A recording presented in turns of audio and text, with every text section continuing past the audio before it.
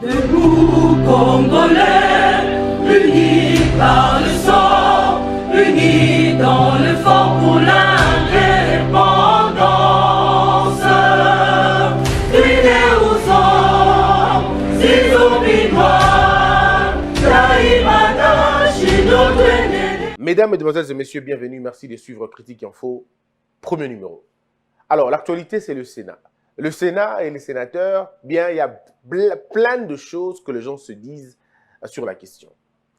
Je voudrais ici, mesdames et messieurs, rappeler aux gens que un État ne fonctionne que grâce à la compréhension des textes Yambo Kawana, na respect nango. Ça veut dire qu'il faudrait que les gens arrivent à respecter la loi. Mais pour respecter la loi, il faut avoir la culture des textes. Et nous, malheureusement, nous n'avons pas la culture des textes. Nous, la corruption a atteint tellement de proportions inquiétantes au point que nous avons même corrompu le sens de certains textes. Donc, on a un système, mais qu'on a corrompu la manière de faire. Il y a un vrai débat au sujet de la 4e République que je porte à cœur, et d'autres qui disent non, il faut tout simplement sanctifier la 3e République et ne pas aller à la 4e République. Et les gens disent non, notre constitution elle est bonne, on peut la modifier autant de fois, mais jusqu'à la changer, c'est quand même assez radical. Donc nous disons, écoutez, nous pensons que nous avons tous été témoins de la naissance de cette République. Nous avons été témoins de la naissance et des conditions dans lesquelles la 3e République a vu le jour. La 3e République n'avait pas été pensée, n'avait pas été étudiée, n'avait pas été soumise, si vous voulez, à la réflexion des intellectuels. Pas du tout. Les gens se sont entendus et on a proclamé une république comme ça. On dit non, tu as sur la 2e République, tu es comme une 3e République. Et vous allez vous rendre compte que depuis la nuit des temps, toutes les républiques que nous avons connues dans ce pays naissent des véritables problèmes. Et généralement, ça a toujours été des problèmes politiques. Nous sommes en 1960. Nous commençons notre première république. Mais elle est née de quoi? Elle n'est pas née de la réflexion, excusez-moi. Elle n'est pas née de la réflexion. Elle est née de la frustration. Les gens se disent, on en a assez de rester avec les colons. Il faut qu'ils partent. Nous devons avoir notre propre république. Mais est-ce qu'on a pensé à la république en ce moment-là? La question est non. Souvenez-vous que nous devenons indépendants avec une constitution élaborée sans aucun noir. La constitution qu'on avait appelée à l'époque la loi fondamentale a été élaborée 2 mois avant l'indépendance. Ça veut dire lorsqu'on élaborait cette constitution-là, rien à voir avec nous, le noir, on n'était même pas concerné. Le Congolais n'était même pas concerné dedans. Bien, et puis après, on va raconter ce que l'on veut, on va trouver des raisons, ouais, ce n'est vraiment pas le problème, mais c'était tout le problème, parce que cette constitution n'a pas tenu un seul mois. Le problème avec cette constitution, c'est que le vrai problème avait commencé déjà quelques jours après l'indépendance, le conflit entre Lumumba et Kasavubu. Ce conflit a été nourri par l'incompréhension de la constitution.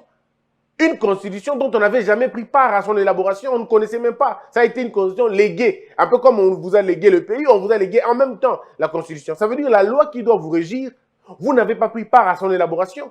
Vous n'avez pas pris part à sa conception.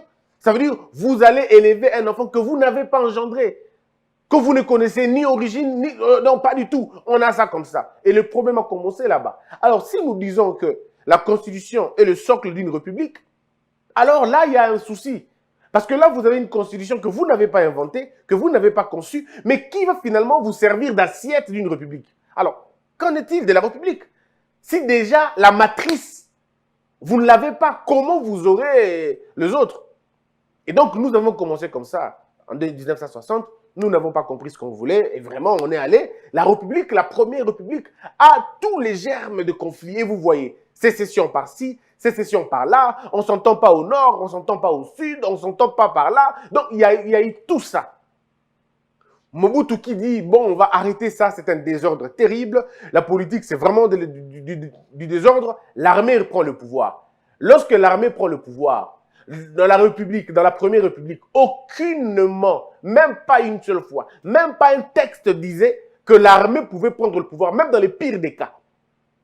Donc, nous sommes sortis de l'ordre constitutionnel en 1960. On n'est plus dans l'ordre constitutionnel. Mobutu nous invente son rythme à lui. mais il était applaudi par plusieurs pays à travers le monde.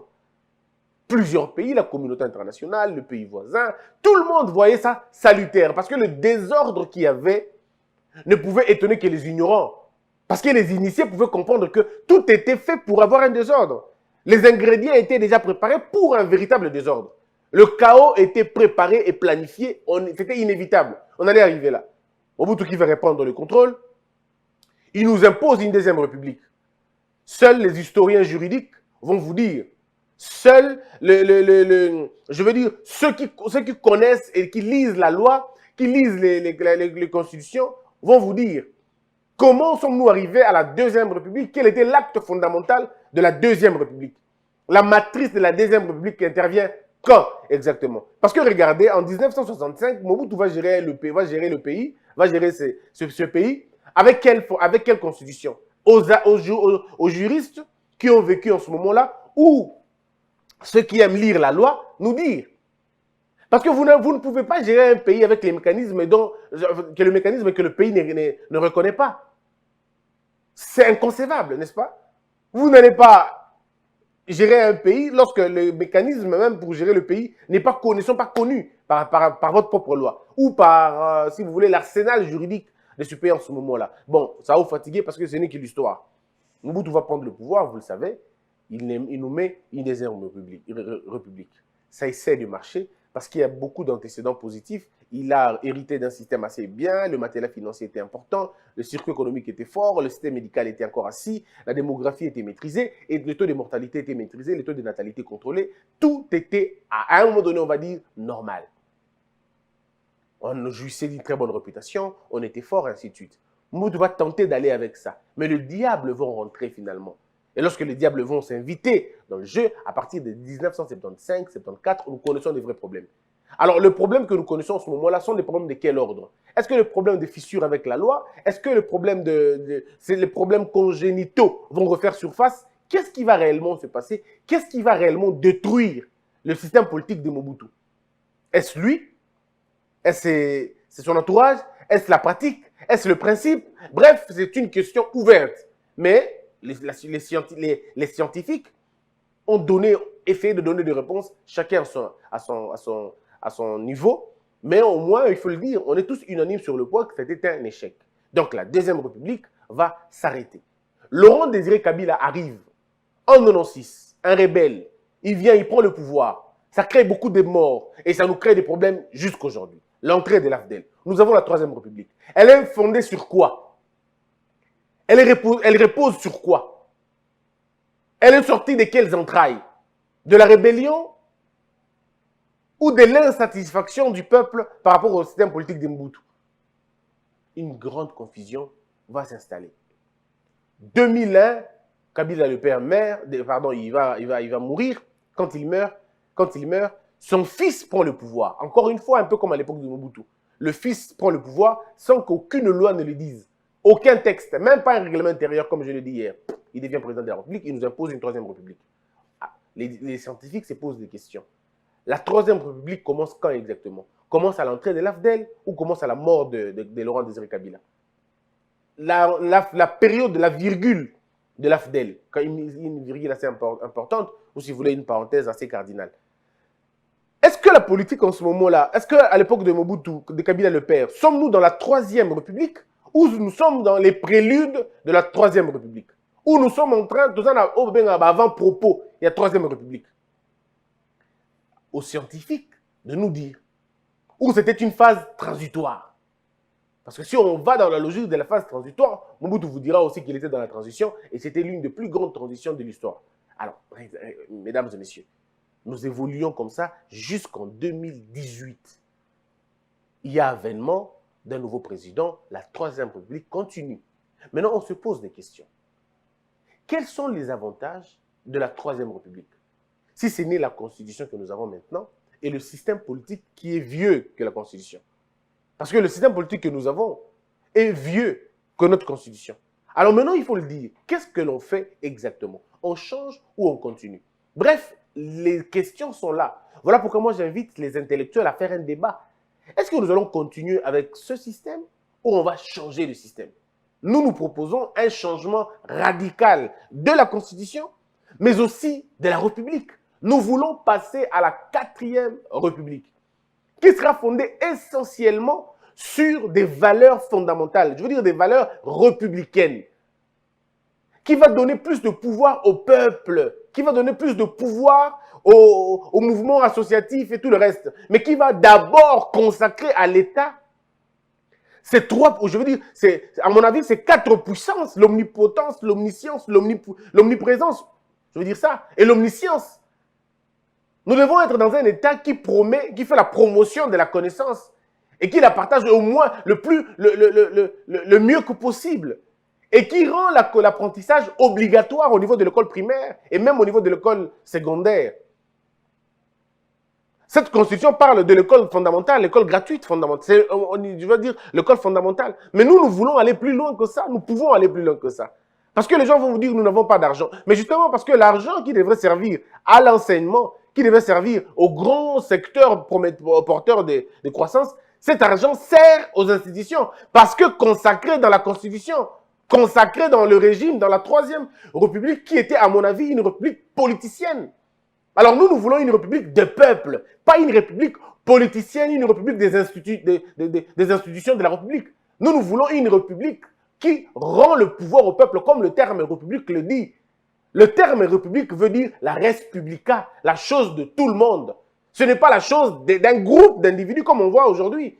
Qui sont les plus nantis dans notre pays? C'est les députés, c'est les sénateurs, c'est les présidents, c'est les ministres, c'est les anciens présidents ou les anciens chefs de corps. Ce sont eux qui continuent à toucher les salaires jusqu'à la fin de leur jour.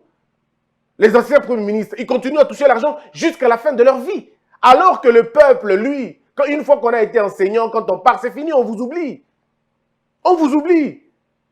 Alors dites-moi un peu, comment vous voulez continuer dans un système, dans une république qui consacre c'est-à-dire la majorité de ses revenus à un groupe d'individus, aux politiciens? Ça a été consacré par la 3e République. Voilà pourquoi moi je vous invite à faire le pas. Delenda, 3e République Est.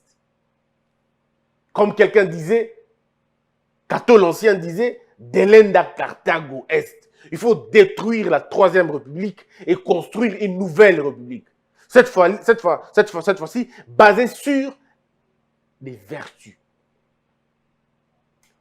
On va supprimer le Sénat, faire en sorte que l'argent qui était consacré au Sénat serve à la construction des hôpitaux, à la construction des universités, à la prise en charge de nos enfants au niveau de l'école primaire, au niveau de l'école secondaire. Et aussi même faire des crédits aux étudiants pour qu'ils étudient, pour qu'ils fassent des recherches. Cet argent peut servir, l'argent qu'on alloue au Sénat peut servir à faire ça, à donner ça à nos enfants, à donner ça à nos enfants, à nos peuples. Si nous regardons l'argent qui est alloué au Sénat pendant une année, mais cet argent peut construire autant d'universités. Cet argent peut supporter la gratuité de l'enseignement parce qu'elle peut construire autant d'écoles et prendre en charge autant d'enseignants.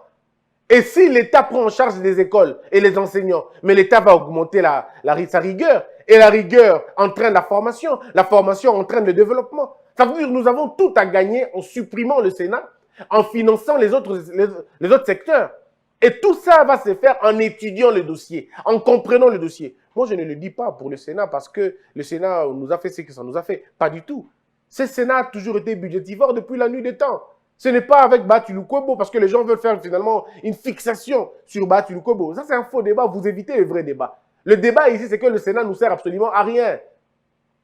Ça nous sert absolument à rien. Et comme ça nous sert à rien en ce moment, il faut dire, réfléchissons maintenant. Si nous n'allons pas le faire maintenant, faisons-le à partir de 2026. Non, pardon, 2024. Parce que les gens vont dire maintenant, non, si on le fait, ça va profiter à Félix Tshisekedi. Ok, attendons 2023, mais puis après, faisons-le. Mais ça ne nous empêche pas de commencer déjà à faire des débats maintenant. De commencer déjà à organiser notre pensée, à préparer l'opinion sur la question. Il est temps qu'on se pose des questions. À quoi sert le Sénat? À quoi sert le CENSA? À quoi sert vos histoires de commission sociale et tout ça économique? À quoi ça nous sert? À quoi sert la CNDH? En fait, nous disons ceci. Si nous faisons bien les choses, nous n'allons pas pleurer. Parce que dans la nouvelle République que nous allons avoir, les salaires de tout le monde est à la revue, na baisse. Les salaires de tous les politiciens et les institutions et que vous allez la revue, na baisse. Même en commençant par ma marque et ma voiture, na bango. Aucun politicien n'aura un véhicule de plus de 50 000 $. Ça n'existera pas. Non, non, ça ne va pas exister. Ils vivront modestement. Parce qu'ils sont acteurs politiques, ils vont vivre modestement. Quand je dis modestement, ça veut dire qu'ils ne vont manquer de rien. On va faire en sorte qu'ils ne manquent de rien. Mais qu'ils n'aient pas le surplus. Non, pas du tout. Comment Européen, ça,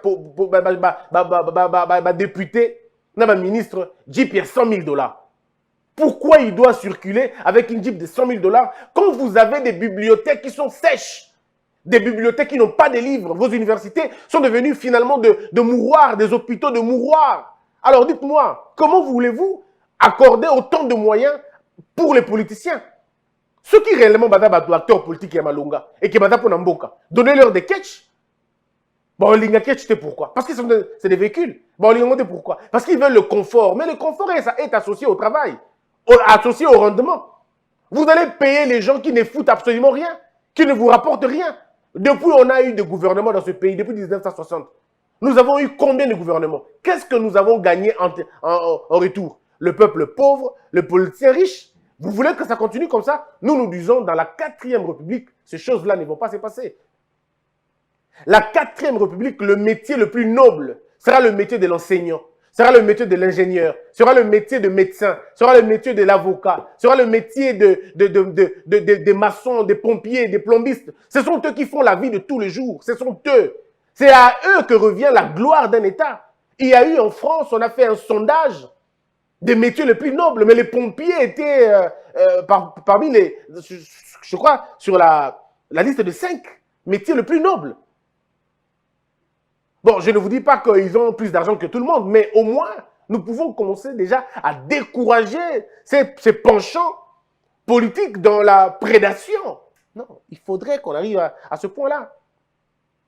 Le métier noble, c'est le métier de professeur, c'est le métier des enseignants, c'est le métier des ingénieurs, c'est le métier je crois des ingénieurs, comme je le dis, des créateurs, des inventeurs. Ce sont eux. Regardez le gouvernement chinois, il est bondé des ingénieurs, bondé je veux dire des travailleurs, des innovateurs, des penseurs. Ce sont eux qui réfléchissent comment on va créer un système. Les politiciens, ils sont où? Ils sont où? Mais ils sont là, c'est ils sont là, ils font leur boulot. Ils prennent des décisions sur base de ce qu'ils ont entendu, sur base de la ligne à suivre. Dans notre 4e République, mesdames et messieurs, on n'aura pas 30 ministres. Pourquoi en avoir 30? Dans la 4e République, il y aura un ministère de l'Éducation qui prendra toutes les fonctions que vous avez aujourd'hui. Recherche scientifique, ministère de l'EPST, ministère de l'ESU, ministère de, je ne sais pas moi, formation professionnelle. Tous ces 4 ministères seront dans un seul ministère qu'on appellera ministère de l'Éducation. Ce qu'on vous dit, non, il faut mettre l'accent. Il n'y a pas d'accent à mettre.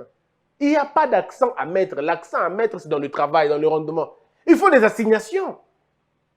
Mais lorsque vous voulez servir tout le monde, non. D'ailleurs, dans la 4e République, le président n'aura pas de problème avec les députés. Parce qu'une fois qu'on est député, on le reste. C'est fini. Donc le chef de l'État, qui sera en ce moment-là le père de la 4e République, il n'aura pas des mains liées à l'Assemblée nationale. Parce qu'on aura un système présidentiel. Donc il n'aura plus les mains liées à l'Assemblée ou au Sénat. Pas du tout. Pas du tout. Le gouvernement ne sera pas issu du Parlement. Pas du tout. Le gouvernement sera le fruit des entrailles du président. C'est le président qui va nommer ses 20 ministres et ça s'arrête là. 20 ministres, point barre.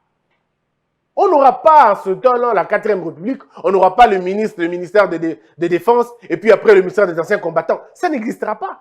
Il y aura le ministère de Défense et Anciens Combattants, point barre. Vous n'aurez pas vos histoires de ministère des Finances, ministère de Budget, ministère de l'Économie. Pourquoi? Pourquoi? Ministère de l'Économie, ministère des Finances, ministère du Budget, ministère du Commerce extérieur. Non. Toutes ces choses-là, on va les remettre, si pas dans un seul ministère, alors dans 2 ministères. Et ça s'arrête là. Et vous avez autant de ministères comme ça. Ça dit que ce qui va nous faire que Togozo Antina va 20. Quand je dis 20, ça veut dire tout. Et les vice-ministres, ce sera comme ça. Et puis nous, dans la 4e République, il n'y aura pas Premier ministre, vice-premier ministre, vice-premier ministre, et puis ministre délégué, et puis ça n'existera pas. Nous, en notre temps, dans la 4e République, il y aura un président, un vice-président, parce que le premier ministre, on n'aura plus. Il y aura le président, le vice-président, et puis il y aura les ministres. C'est tout. Et les vice-ministres. Pas des ministres délégués. On n'en aura pas besoin. Ça sera notre problème. Si nous décidons, on dit non, on n'aura pas les vice-ministres, on va avoir un président. Parce que moi, je pense, toujours dans la construction des idées, le président du Sénat de l'époque ne sera pas le dauphin constitutionnel du président. Ah non, non, non. Ça sera le vice-président qui sera le dauphin. Donc, ce sera lui, le dauphin. Non, on ne peut pas. Attendez, comment ça? On ne peut pas avoir un président de la République qui est à l'exécutif et que son dauphin se trouve dans l'appareil législatif. Ça ne se concevra pas. Nous, on ne dira pas question. Le modèle, on l'a pris en Amérique. On le prend comme ça. Nous disons, on va aller avec un système présidentiel. On aura un président de la République. On aura un vice-président qui lui sera totalement inactif, qui va jouer un rôle protocolaire en tout cas, en attendant que le président soit empêché ou pas. Mais puis après, on aura des ministres. Oh, il y aura comme ça. Il n'y aura pas de vice-premier ministre. Ça n'existe pas. Ça n'existera pas chez nous. Il n'y aura pas de vice-premier ministre chargé. Non, non. Ce sera comme ça. Ou si nous disons, on va avoir un premier ministre, ok, il n'y a pas de problème. Si vous avez un premier ministre, alors le premier ministre, là, va faire comme Tchombe l'a fait ou va faire comme qui un autre premier ministre avait fait en son temps. Il était lui-même premier ministre, mais il avait 2, 3 ministères attachés à lui. Et la 4e République va donner un accent profond sur la justice. Le ministère régalien est de grande importance. Chez nous, ça va changer. Et vous avez le ministère de l'Agriculture, et vous avez le ministère à grande importance. Ministère de l'Agriculture, ministère, il y a pêche, il y a pêche et élevage. Parce que nous, on mettra ça ensemble. Hein. Ministère de l'Agriculture, ministère d'Angomoko, parce que c'est un très grand ministère. Et le ministère de la pêche et élevage, on met ça ensemble. Soit, agriculture, pêche et élevage, on met ça ensemble, ou on ne le sépare, agriculture côté d'Ango, pêche et élevage côté d'Ango. Et il y a un ministère, il y a Malonga et pas Nabisto. Ministère Affaires sociales, ça sera un grand ministère. Ou alors, on va dire, où on garde le ministère des Affaires sociales, et ça reste là, puis on a mis la solidarité, on met dedans. Comment on va avoir un ministère des Affaires sociales, et puis vous avez un ministère de la solidarité? Non, tout ça dedans. Nous ne pouvons pas, nous n'allons pas avoir un ministère des Affaires étrangères, et puis on a un ministère de coopération régionale, et puis on a un ministère de s'occuper des Congolais vivant à l'étranger. Ça n'existera pas ça chez nous, non. La 4e République, c'est que tout ça, c'est dans le ministère des Affaires étrangères et des départements. Département des Congolais vivant à l'étranger, département de la coopération sous-régionale. C'est comme ça que ça va se passer chez nous. Quand je dis la 4e République, c'est comme ça qu'il y a au Kenya. Donc, bon, on a bien comme un mingi te sonde non, non, non, non, non. Et vous avez ministère, il y a art, culture et tout ça. Il faut repenser ce ministère-là. Il faut qu'on refaire yango. Comme un n'engi to Kenya. Et là, on est au sala. Parce que ça dépend de nous. Mesdames et messieurs, je vous dis que nous avons tout à gagner en passant à une nouvelle république. Bon, on dit que le Sénat. Et ça, que nous avons compris que ma problème est dans le Je vous explique un autre élément important parce qu'il faudrait le dire aux gens. Est-ce que vous savez que la justice, c'est le dernier rempart de la démocratie? Lorsque la justice est bafouée, c'est fini. Quand ça tombe avec les espoirs d'un État. Vous ne pouvez plus vous réveiller et dire on va se développer sans la justice. Non. Mais regardez aujourd'hui, le Parlement se constitue en bouclier.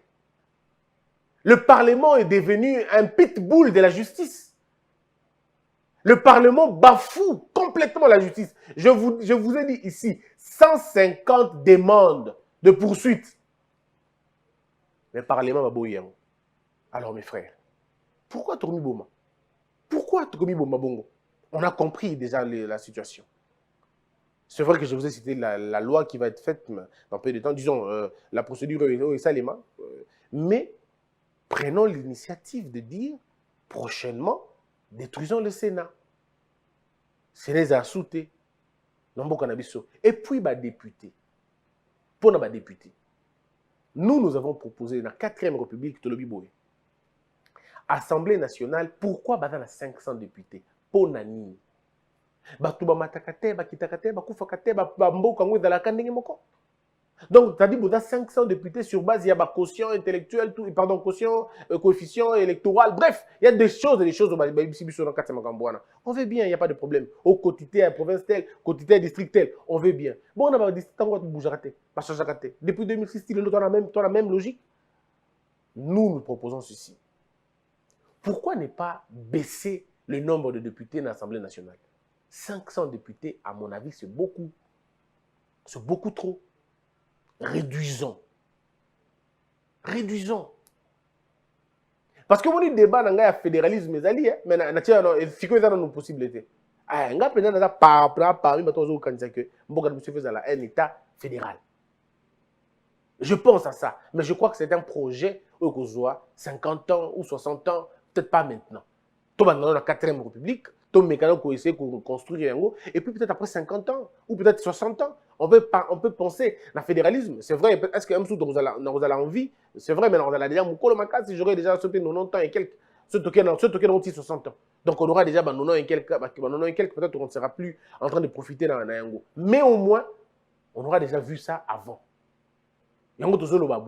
Pour l'instant, tout le monde réfléchir. Dans la 4e République, les députés, pourquoi la commis si on a 130 députés? Par ordre, il y a ma province. Parce qu'il faut refaire tous ces calculs-là. Tout le monde calculera à zéro. Donc, ça, de façon que, dans la province, parce que dans la 4e République, la province, vous avez 26 et vous avez 11. En tout cas, vous avez 11, à la limite, ceux qui est belé, et vous avez 15. Ceux qui sont belé, vous avez 15. Mais ceux qui sont 11 ou 9, c'est suffisant pour nous. Parce qu'il faut toujours qu'on ait il y a macro, tu travailles dans l'ensemble, après, tu as la micro après. Mais d'abord, on a nous, toujours on a 9, tu travailles convenablement, et puis tu as aussi. Mais en entendant, tu as total. Et si on donnait 4 députés ou 5 députés par province? 5 députés par province. On va aller par 5 députés par province sur base. Parce que si on dit non, tout ça, on a une ethnie. Alors c'est que on n'est plus un État. Nous avons 400 ethnies. Dans ce qu'il faut tout le monde a ethnie, député. La représentation nationale, ce n'est pas en termes d'ethnie, forcément. Non. Sinon, il y a une tribu au Senga. Parce que ethnie, on a une ethnie. Mais ethnie, on est comporté ma tribu. Si on a une ethnie, on appelle ça exemple, ethnie Ngala. Bangala baya tous en mutumoko. Oui, mutongo bozanai. Parce que mutongo boza mongo, mutongo boza mbunza, agoza tout ça. Et quand il est fait dans mbunza mtabimi, ba mongo ba olbani. Te biso to lingi bongo non, c'est pourquoi on dit non non. Moi je pense que les ethnies donc dans logique amabe. On peut travailler, construire et ça ce sont les intellectuels qui doivent le faire. Ça ne doit pas se faire au cours d'une émission comme ça. Ce sont les intellectuels qui vont se mettre ensemble et réfléchir pour dire comment on va baisser le nombre de députés à l'Assemblée nationale. On ne peut pas avoir 500, c'est beaucoup trop. Et c'est inutile, c'est budgétivore pour rien. C'est budgétivore. On peut réduire sensiblement le nombre de députés à 250 à la limite. 250 ou 200 députés, c'est suffisant pour nous. Ça permet de contrôler leur Moussa Nabango. À ce moment-là, on aura déjà détruit l'Assemblée provinciale, complètement. L'Assemblée provinciale est complètement, donc c'est-à-dire on n'est plus dedans. Et puis on remplace maintenant les députés nationaux, députés dans les conseils municipaux. On peut trouver un sens bon modèle dans la province, tiki conseil municipal, municipaux pardon, on lit l'Assemblée nationale, l'Assemblée provinciale, on met ça de côté. On garde le conseil. C'est vrai qu'il y aura un problème. Les gens vont dire mais pourquoi on aura un conseil si on n'a pas une assemblée provinciale? Oui, nous disons, nous allons trouver des formules intelligentes. On va trouver des formules intelligentes pour nous aider à le faire. Parce que si nous regardons dans les autres pays du monde, est-ce qu'ils ont des assemblées provinciales? Forcément. Il y a des pays où ils ont un autre système, mais ils n'ont pas d'assemblée provinciale. La preuve, parce que nous, à l'époque, comment on a vécu? À l'époque de Mobutu, il n'y avait pas d'assemblée provinciale. Il y avait des chambres qui faisaient un peu le même travail de l'assemblée provinciale, mais qui n'étaient pas des assemblées provinciales. Donc, on peut le faire. Donc, je crois que quand on aura finalement enlevé l'assemblée provinciale, on les aura finalement désactivés, on va trouver un mécanisme propre pour pour contrôler la province. Et là, ça sera la contribution intellectuelle de tous les Congolais. On va s'entendre, les intellectuels vont se mettre ensemble pour dire comment on fait quand on n'a pas d'assemblée provinciale. Parce que déjà, dans le niveau, il y a la commune, dans le niveau de la chefferie, il y a toujours des entités qui gèrent, on va y gérer. Dans notre cas actuel, nous avons des conseils municipaux, ils allaient finalement désactiver, disons, qui n'ont jamais été activés d'ailleurs. Donc maintenant, on va trouver des moyens, parce que tout ce dont on cherche ici, c'est de plus en plus dépolitiser l'État. Plus en plus dépolitiser l'État et raffermir le lien entre le peuple et l'État. Assurer la bonne redistribution des ressources et il y a égalité, il y a biloko nyonso. Et en gros, je crois qu'il est très important pour Nabiso. Voilà un peu, mesdames, mesdemoiselles et messieurs, pour Namagambo Italie, 4e République. D'habitude, pourquoi ça, je porte ça vraiment à cœur. Je me dis qu'il y a un gros changement dans Nabiso. Il faut véritablement un grand changement et ça, mais il faut un De Gaulle, au fait. Il faut un De Gaulle, il faut du courage, beaucoup de courage en tout cas. Beaucoup de courage. Babylon ça les cosmétiques, ça ne marchera jamais. Ça ne marchera pas. Si Kabila a eu la possibilité de faire une 3e République, c'est parce que, vous savez, en ce moment, c'était une rébellion, à continuer.